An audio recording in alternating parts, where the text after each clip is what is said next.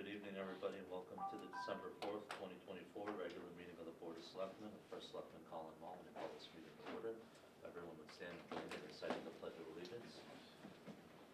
I pledge Allegiance to the flag of the United States of America and to the republic for which it stands, one nation, under God, indivisible, with liberty and justice for all. I was wondering what you were doing over there. This is point I'll open up the floor to public comment. Do you have Hand sanitizer? Am I- Hand sanitizer? Yeah, just from Jerry. Hand sanitizer? Oh, yeah, sure. It should come off. His pen exploded. Oh, geez. Yeah. Is there any public comment in the room? Any public comment on Zoom? I don't see any. All right, item number 3 is approval of the minutes from the November 20th, 2024 regular meeting of the Board of Selectmen. This is Kathy Harrington. I make a motion that we approve the minutes as drafted. All right, the motion has been made. Is there any discussion? Hearing none, call the vote. All those in favor say aye.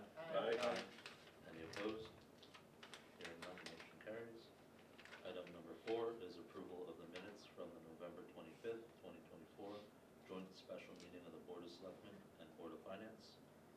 Kathy Harrington, I make a motion that we adopt them as drafted. All right, the motion has been made. Is there any discussion? Hearing none, I'll call the vote. All those in favor say aye. Aye. Any opposed? Hearing none, the motion carries. Item number 5 is discussion and approval of 2025 Board of Selectmen regular meeting calendar. Send you guys proposed dates. Anyone? I didn't hear back from anyone in terms of having any issues with them, so I will entertain a motion to adopt those dates. I'll move to accept the 24-25 calendar for the Board of Selectmen meetings. All right, the motion has been made. Is there any discussion? Hearing none, I'll call the vote. All those in favor say aye. Aye. Aye. Any opposed? Hearing none, the motion carries. Item number 6 is discussion and a reappointment of Doug Main, Scott McClintock, and Aisha Moore Manwaring to the Historic District Commission through August 31st, 2028. We had this on the agenda about 2 months ago. The new chairman, Mr. Schwemmer, has spoken to the commission about attendance issues. Everyone said they would make a better effort to attend, so I have no issues with reappointing these people and giving everyone another chance. Anyone else have anything?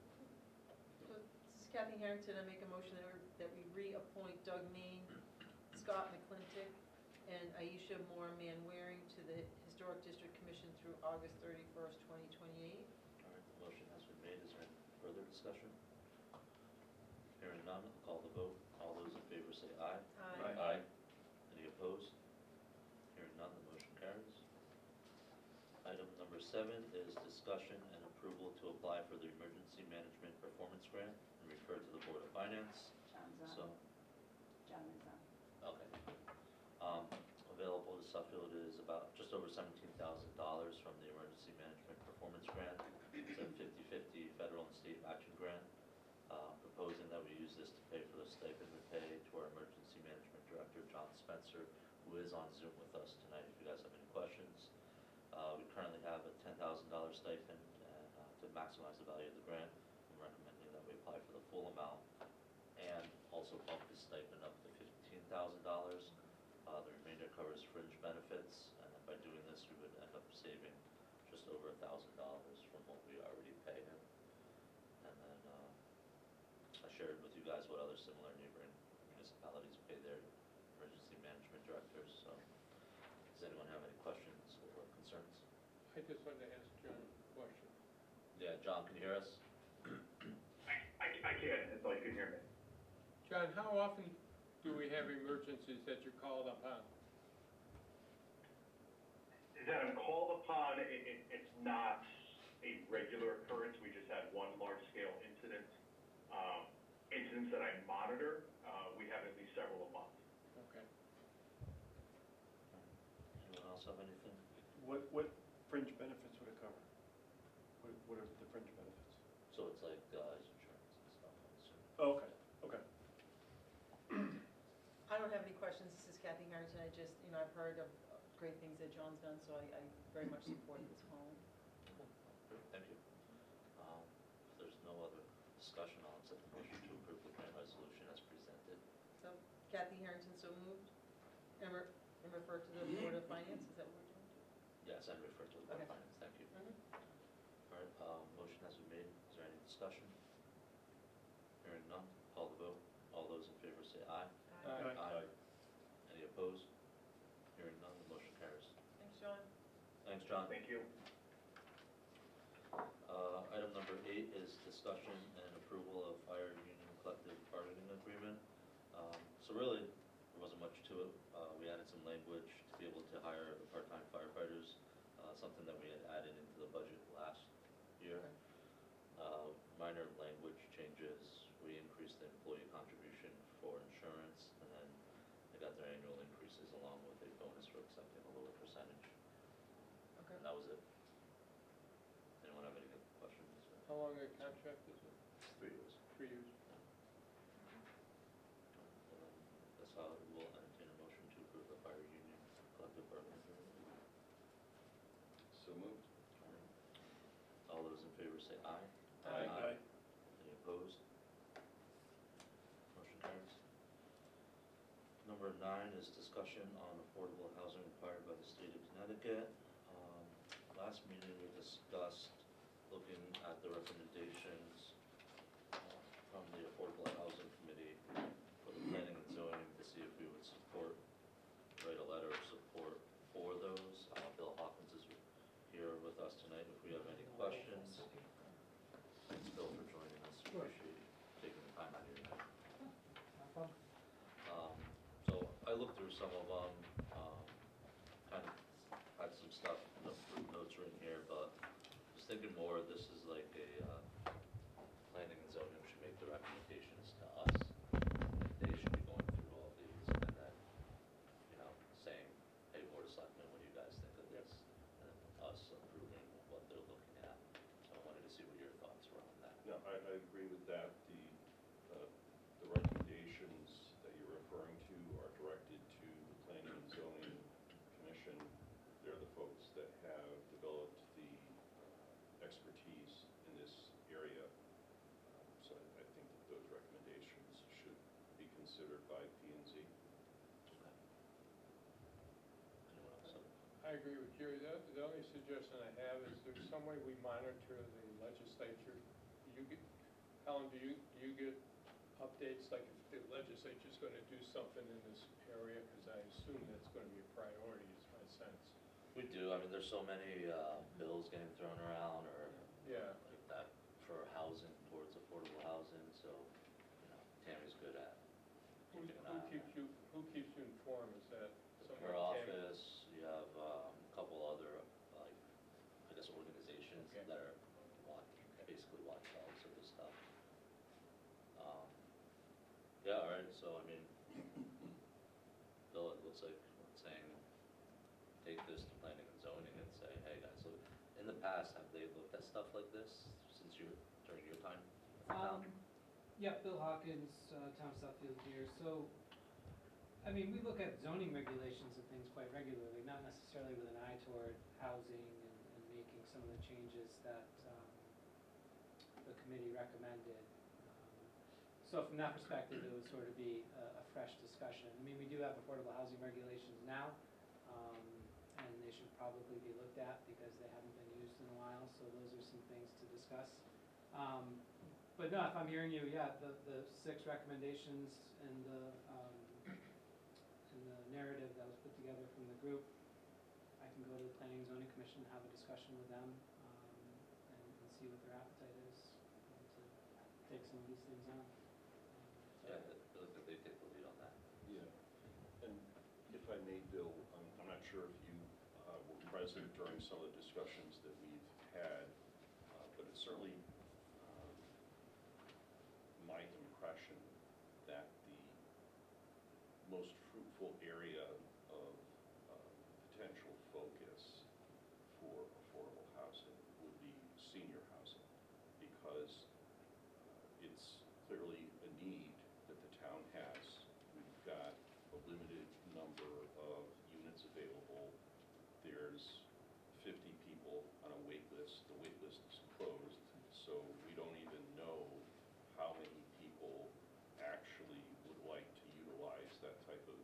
facility, I believe it's a year and a half wait time to get in.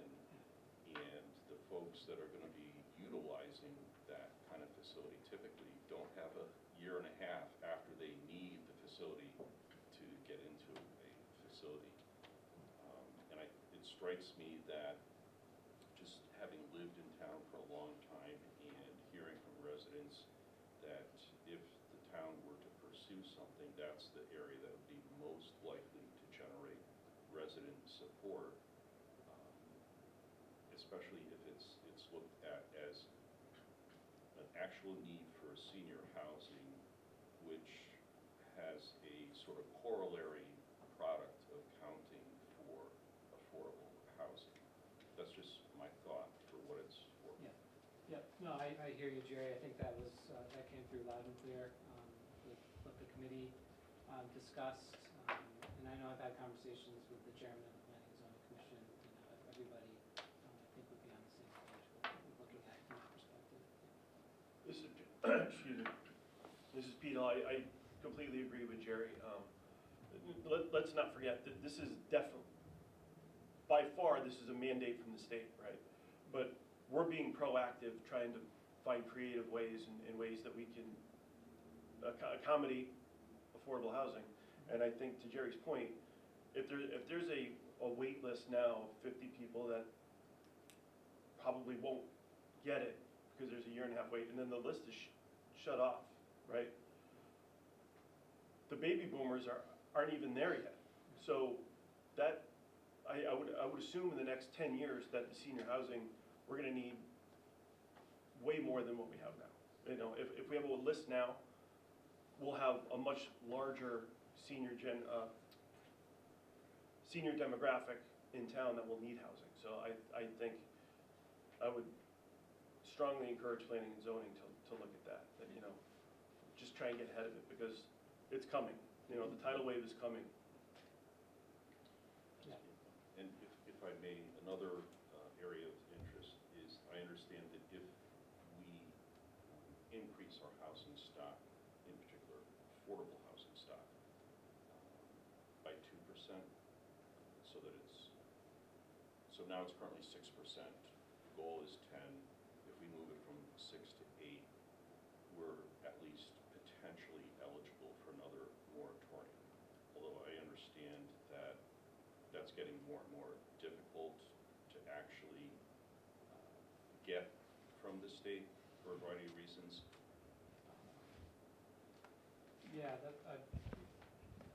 I'm not sure about the percentage part. It all has to do with showing progress, so that 2% would probably do it. But it all has to do with what they call housing unit equivalency points. Right. And that's for new affordable units that have been issued certificates of occupancy and are occupied.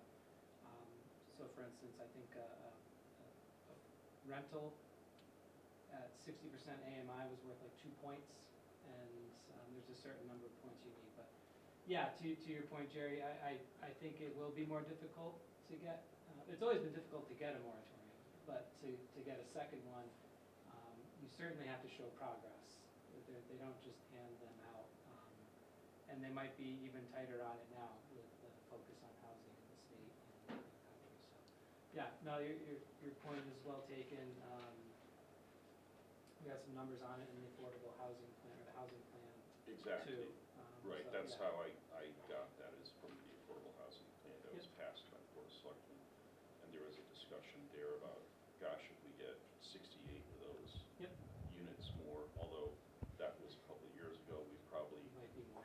yes, I expect it would be more. I would just think that it's something to sort of keep an eye on, although right now, for the reasons you alluded to, it's probably not something that we can get quickly. That's a much smaller number, much more achievable number than 235 or 250 new affordable housing units. This is Kathy Harrington. I agree with the comments that were made by the other Board of Selectmen members, so I don't want to reiterate those. But one thing I would just offer, there were some recommendations in here for the town and for the Board of Selectmen. And I know at our last meeting, Colin, you had already spoken about the discussion that you had with Bill and kind of the charge you gave him for the few things to look at. But I just wanted to make an offer, you know, they're listed of 6 things, but number 2 and number 3, I would be willing to work with Bill on those. One is just basically kind of sharing information with landlords in town about federal and state rental assistance programs, and, you know, with the goal of increasing that stock, because that doesn't actually add to the inventory, just giving them information, you know, about those programs and taking those vouchers and things like that. And then the second piece was, you know, potentially, you know, encouraging buyers and sellers to use CHFA mortgages, and with a possible kind of, you know, short, like, tax credits back from the town. Now, it wouldn't be a lot of money, but it would be something. We had done I talked to the town attorney, and it would all be like post-closing, so that we wouldn't interfere with any of their mortgage obligations and any of their qualifying for mortgages, because those also count toward our affordable housing stock. Now, they're not going to be 68 units likely, but it is improvement. It shows an effort by the town. I feel like this is low-hanging fruit of ways that we could make improvement, and so I would be willing to, you know, work with Bill to the extent he needs any assistance on that, any help with that, and be like a liaison with the board for those if you want. Appreciate that. I would agree with that, in particular, on the CHFA mortgage. Now, I understand right now, there's probably not going to be a lot of transactions taking place with CHFA mortgage. But there may well come a time as the real estate market gets back to something closer to balance than it is right now, where you may see CHFA mortgages more frequently. And I think it was in the affordable housing plan passed by the Board of Selectmen a couple of years ago that identified the number of affordable housing units that are there because of the CHFA mortgage. And it's not an insignificant No. number. Gosh, it's like, Although we haven't been getting a lot of that recently. So I don't think a rebate of the reporting fee, okay, that I don't think is really candidly going to be a very strong incentive. It's going to have to be But a it will- short-term tax credit. Well, another issue is just that, you know, we have to look at the hit the town would take, right? Because that's money that the town brings in, and the town has to give that back. So we were trying to do something that would be, you know, that the town residents could get behind and support. And if I have here, the information said that we had 28 chapel loans since 2019, and so we were looking, so like you said, Right. it's not a huge number, but it is something. So we could look at it, and we could propose, like you said, some of the concern with the Affordable Housing Committee was, well, are those amounts really enough to be an incentive? Maybe not. But I said, you know what, for some people, a couple $100 is a few weeks of groceries, you know, and they very well would say, hey, that's great. But it really is, I think, making the sellers, providing an incentive to the sellers to go with someone who has a chapel mortgage. I guess is the my way understanding. that I would look at it, and the reason that I would be suggesting the town could be more open to a Yeah. short-term tax credit is because the CHFA mortgage, if that's utilized, that brings us closer to a moratorium, Mhm. closer to compliance, so that even if you're doing a short-term tax credit and it's, you know, significantly more than a couple $100, in the long run, you're still Okay. ahead. That's just my thought. That's good. I like that perspective. Hey, Bill, the senior housing that we have now, I think was in place, I think, when I moved here, and that's a long time ago. My hunch is there's some federal money that went in to help with that. It might be worth exploring to see if there's gonna be any federal or state money to help in terms of development. Yeah, no, it's a good point. In fact, I think that was part of what the board was asking me to look at in terms of the town-owned land and the housing authority and how something like that could get built, where the funding comes from. But yeah, Right. you're absolutely right. Yeah, the current housing authority was built in the 60s, 70s, and 80s. It's sort of 3 phases. And I haven't looked back to see where the funding came from, but I'm sure a lot of it was federal dollars. That's my suspicion. Yeah, I think that's how they get built.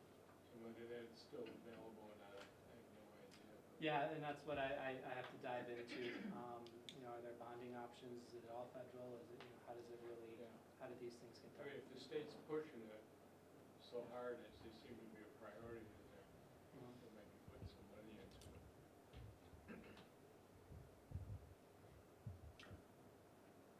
Anyone have anything else? So, good luck. Well, you're all set then. Yeah, I think so. So I'll go back to the Planning and Zoning Commission, discuss the recommendations from here, and I can report back to the board. And I guess on a parallel track, I'll be working on that first piece, and then if Kathy, you know, we can discuss those couple of items and figure out, you know. Yeah, path for the forward. holidays, I'll reach out to you. Sure. Sure you have enough to do in the next couple weeks. It's always busy, but, no, this is good. So unless there's more questions for me, I'm, Thanks for joining us. Thanks, Bill. Appreciate your time, as always. Thank you, Bill. Have a good holiday. yes, you too. All right, we'll move on. Item number 10 is discussion of Charter Revision Commission recommendations and call a public hearing. We need to call a public hearing within 45 days of when the recommendation was given to us, so I asked you guys for some dates. Seems like next Wednesday would be a date that works for everybody, Okay. so that's December 11th. And you want me to read this notice then? Yeah, just read the little Okay. paragraph in the middle. So notice is hereby given that the Board of Selectmen will hold a public hearing on Wednesday, December 11th, 2024, at 7 PM on the recommendations of the Charter Revision Commission to solicit comments and suggestions from the public. All first selectmen. Do that at the middle school? No, we're gonna do it here. It's right in the Here. middle. Oh, Yeah. before, I mean, oh, Yep. we don't have a meeting. Town Hall, hybrid reading. All right, so, So we'll listen to what people have to say based off of those recommendations, and then we have another 15 days to determine what exactly we want to do with that recommendation. So we'll have to have another special meeting in between. Yeah. Yeah. Yep. Okay. maybe by Zoom depending. But Yeah. so this, we Yeah. don't need an actual motion tonight for this. No, Okay. no. Very good. All right. Okay, that's quick. Yeah. Item number 11 is public comment. Is there any public comment in the room? Could you state your name and address for the record, please? Hi, Sandra Jack, 380 Prospect Street. Just a couple things.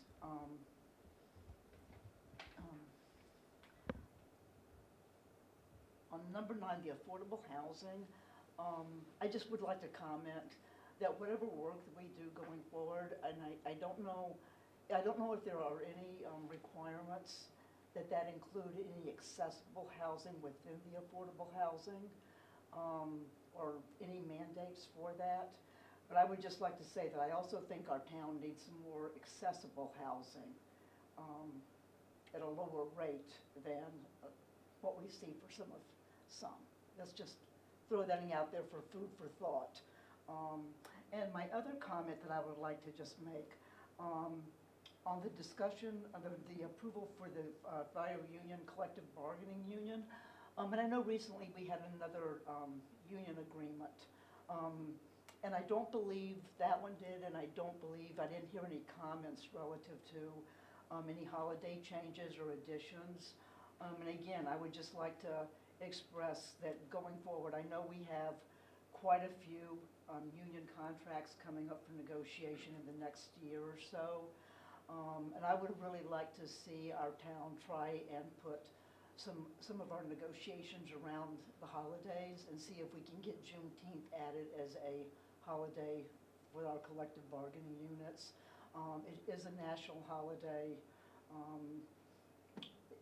And the 4th of July celebrates independence.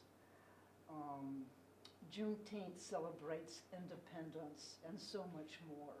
It celebrates a lot more recognition than just the 4th of July or what independence is. And I really would appreciate it going forward if our town would at least make an effort to try and negotiate Juneteenth as a holiday in our collective bargaining units. Thank you. Is there any other public comment in the room? see a hand raised. Mr. Goff, you can hear us?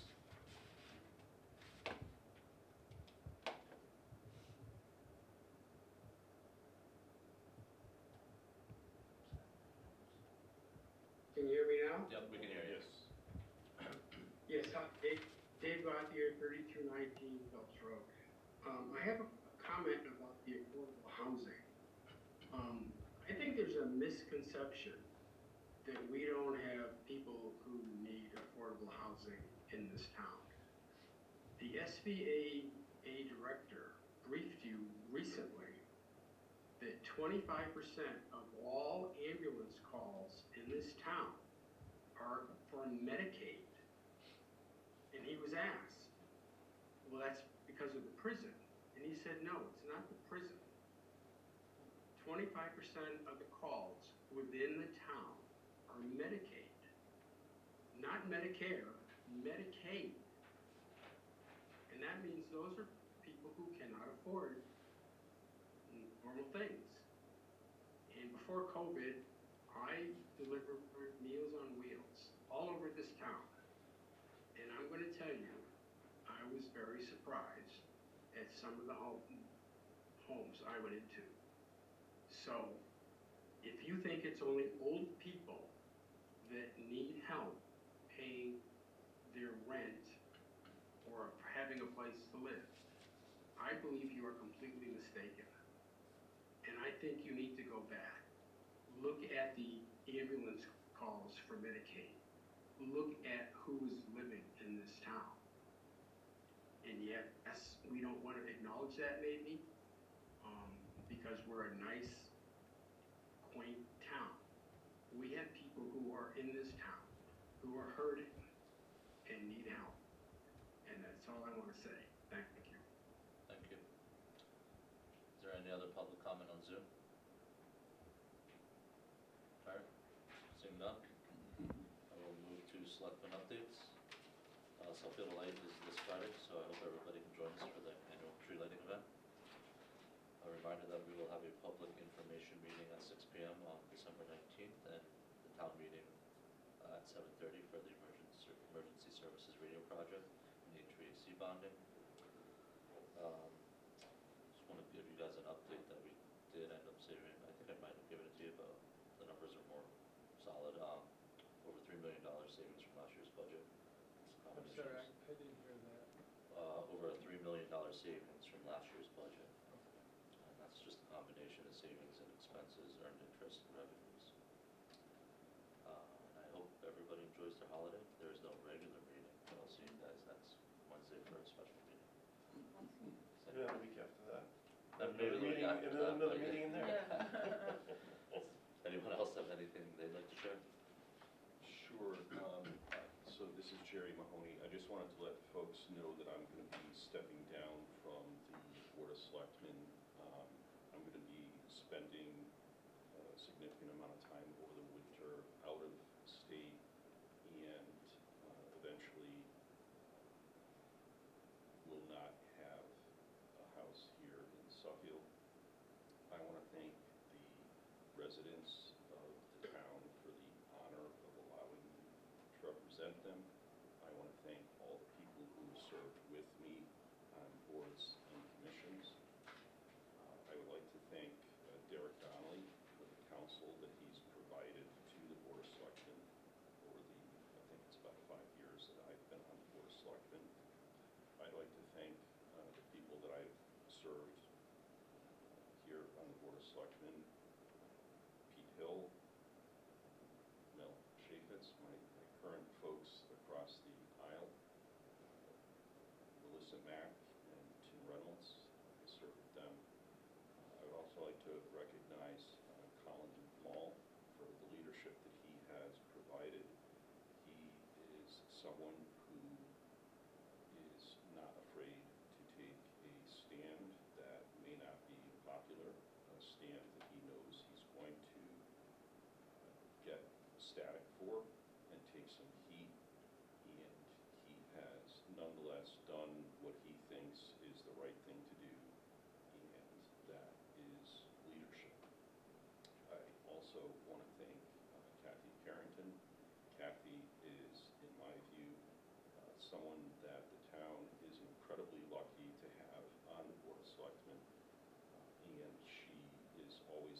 best at the toughest moments. So thank you all, and I'll be stepping off at sometime in the near future. You go ahead, you go first. Okay, so, I just wanted to, speak to the residents, but also to Jerry. Jerry and I have served for 5 years together. We didn't know each other. I mean, I think I met Jerry once before we ran for Board of Selectmen together. And we really kind of learned the ropes together. And then COVID hit, and that was difficult to be new on the Board of Selectmen at that time, but we really had each other's back and developed, a great working relationship and personal relationship. I want to thank Jerry for, he did an incredible amount of work with the prior CRC. He chaired that and did a lot of work, all the work he's done with the Library Commission, in addition to all of his work for the Board of Selectmen. He's prepared for our meetings. He's super balanced, when something really needs to be probed and questions needs to be asked, he does it and he's prepared. And when things are routine and we just need to approve them, he does that too. He doesn't waste any time in our meetings. And to me, it's just an immeasurable loss, just professionally and personally. To have someone have your back 100% without question, I wish for everyone to experience that. That's what I've gotten from Jerry. Like I said, we didn't even know each other 5 years ago, and really had come to admire and appreciate and respect him immensely. He is one of the very few people in this world that actually care what they think of me and about me and what I do. He is honest and thoughtful, super thoughtful when you ask him a question or you present something to him. He's dependable, he's funny, and he's wicked smart, and he's principled. Just like he mentioned about Colin, he fits that mold as well. And for anybody that knows him, he loves his family and his town and his country. And so I'm not surprised by his decision to step down in the near future, where he's not going to be here 100% of the time, knowing that the residents would expect someone to be here all the time. I just, Exactly I would have been right. surprised if he didn't do that. So I want to thank you for everything you've done for our town. And you set the bar really high, Jerry, for us to aspire to. I want to say that Eric will also miss you. And I just want to say #peas and carrots. I just want to, I don't think you left anything. Sorry. No, sure didn't. But I'll echo what she said, but, the residents of the town are very fortunate to have you serve the Board of Selectmen, and, geez, you really did say everything, but I have, That's okay. over the past 3 years, developed a great relationship with you. A lot of respect for you, Jerry. I hate to see you go, but I respect your decision, and, you're dedicated, reliable, smart, well-researched, dedicate a lot of time, all the boards and commission meetings beyond the board you've gone to. Definitely always rely on you, so whoever we replace you with, I guess, big shoes to fill. Well, I appreciate that, and, conceivably, I could have attended by Zoom or something while I was out of town, but I just felt and feel that the residents deserve a representative who's going to be here, and so I just think it's the right thing to do. Thank you. And Kathy is right on all the things that she said. But there are many, many meetings that you've made me want to bash my head into a wall. But it's only because you're so well-researched and you're so prepared. And, I don't agree with a lot of your viewpoints, but we have a lively discussion. And it'll be a loss for the town. And thank you for serving our town and our constituency. So thank you, Jerry. Best of luck. I'd like to congratulate you on your appointment to DC. Yeah. But you and I certainly have crossed swords at times, but I've always felt it's been respectful and equally, you listened and I listened, and I wish you the best. I think Kathy said it much better than I ever could, but you certainly are a man of principles, a little wayward principles at times, but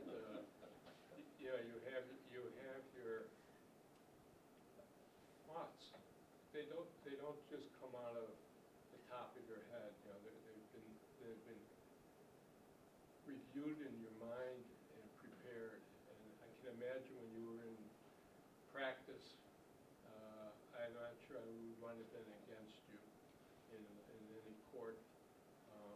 But I wish you the best here. And Well, thank you very much for all the nice things you appreciate folks getting to have know said. you. I respect both of you folks across the aisle, and I appreciate the way that you have represented the folks here in town. Thank you. I did get to know your wife before you. Well, thanks again, Jerry. Thank you. The best to you. Anyone else have anything they'd like to share? Got it like that? All right, well then I guess I'll entertain one final motion from you to adjourn. So moved. All those in favor say aye. Aye. Any Not opposed? final yet. All right. Yeah, that's right. Motion carries, thanks. Not final All right, yet. one of the We still final. only have He's some more. pushing it up the door, Jerry. Thanks for coming out, everyone. Recording stopped. It feels final. I know. Yeah. Well, I had to use my opportunity. Well, all those Thank you, nice things you said. Here. What about you? She took them all. Singing that? Yeah, that's why I said it'll be on the I said, I phone. can work. Yeah, they're literally He goes, nothing.